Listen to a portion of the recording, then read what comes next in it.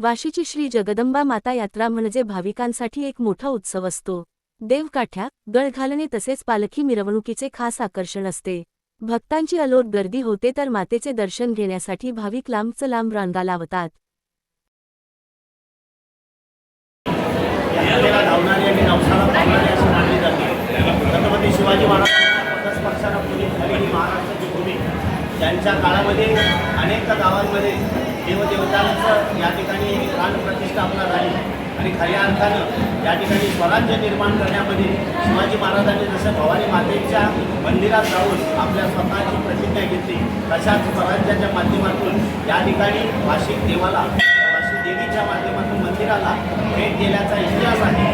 या देवीचं मंदिर हे पूर्वाभिमुख असलेलं आणि त्याच्यासमोर 11 एकराचा अशा प्रकारचा तळा असलेलं ऐतिहासिक दृष्टिकोनातून या भूमीला एक वेगळ्या प्रकारचं स्थान लावलेलं आहे।